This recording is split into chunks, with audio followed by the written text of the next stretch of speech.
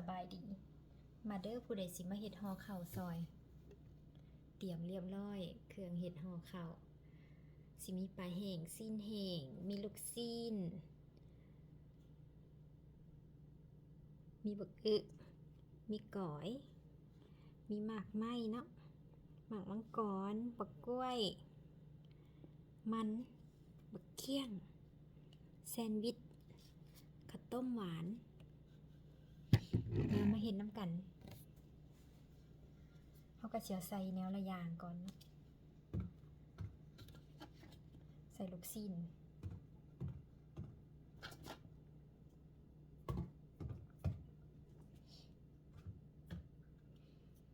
ซีนแห้ง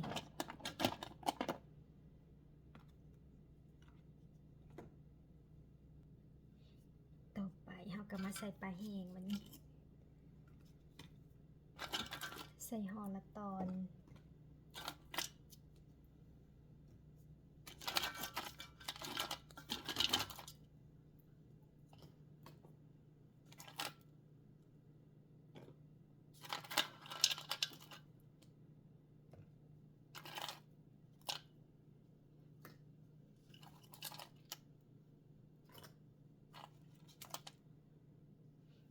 เดี๋ยวก็มาใส่อันนี้นะ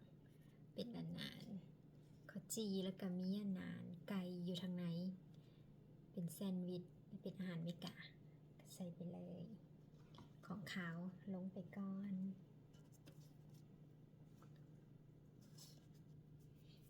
ต่อไปกระเสียนเอาคำเข้าแล้วก็ต้วยแจวลงไปเนาะ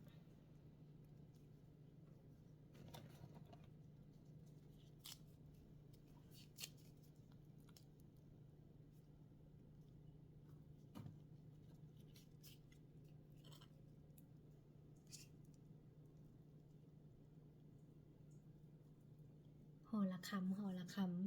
ำต่อไปกระเจียวกระต้มกล้วยลงยายไปเลย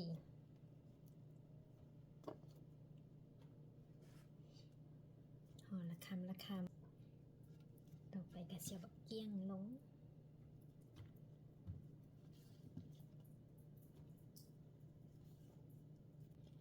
มันด่าง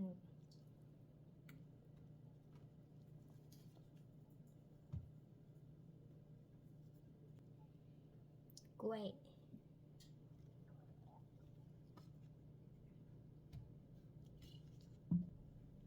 หมากมังกร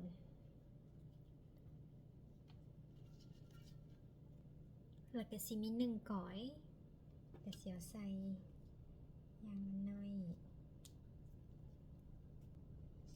สุดท้ายก็สิเป็นบักอื้อ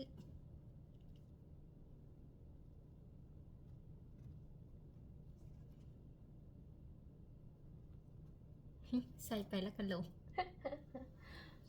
จะเบิ่งพร้อมใส่เองลงเอง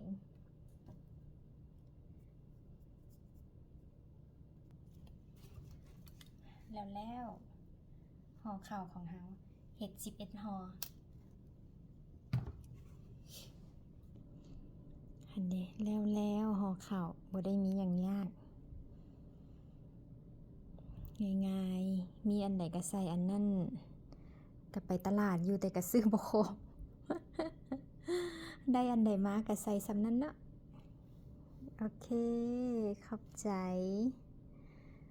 มื้ออื่นเช้าก็ตื่นแต่ดึกไปหยายก่อนตะเว้นขึ้นแต่ดึกๆพุ่นแหละโอเคบ๊ายบาย